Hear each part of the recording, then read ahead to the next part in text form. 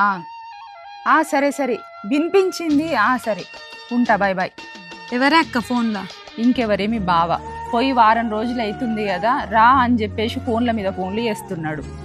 సరే తీయ, రేపు ఒక్క రోజు ఉండి ఎల్లుండి ఎటోళ్ళ మటు పోదాం. సరేనే, ఒక రోజుకు బావ మాత్రం ఏమంటాడు, సరే అంటాడు. అవునే అక్క, మన ఇంటి ముంగట ఆమె ఎప్పుడు గోడ మీద తలకాయ పెట్టుకొని మనల్ని చూసుకుంటుండేది. ఏం సంబంధాలు వస్తున్నాయి, ఎటు పోతాండ్రు ఎటు వస్తాండ్రు అని. ఈ మధ్య అననే పడతలేదు. ఉన్నదానే? ఉన్నది వదిన. అసొంటోళ్ళకి ఇంకా ఆయుష్ ఎక్కువనే ఇస్తాడు దేవుడు. పెళ్ళి కాకముందు మీ గురించి అడిగేది, పెళ్ళి అయిన తర్వాత నా ప్రాణం తీస్తుంది వదిన. మీ ఆడబిడ్డలు వస్తానరా, మీ అమ్మోళ్ళు వస్తానరా అని ఎప్పుడు మంది మీదనే ధ్యాస. ఇట్లాంటి వాళ్ళు ఊరికొక్కరు ఉంటారు వదిన. ఇక్కడ మళ్ళీ లొల్లి పోయిందంటే మా అత్తగారింటి కాడ ఒకటి దాపరమైంది. ఆమెకు తగ్గట్టు మా ఇంట్లో ఎప్పటికి లొల్లే. అలాంటి వాళ్ళు ఎక్కడైనా ఉంటారే, వాళ్ళకి తగ్గట్టుగా మంచిగా బతికి చూపెట్టాలనే, అంతేగాని ఇట్లా బాధపడుకుంటా కూర్చుంటారా? కాదా వదిన, సంతోషంగా ఉన్నాం అనుకో అదే వాళ్ళకి దెబ్బ కొట్టినట్టు అవుతుంది.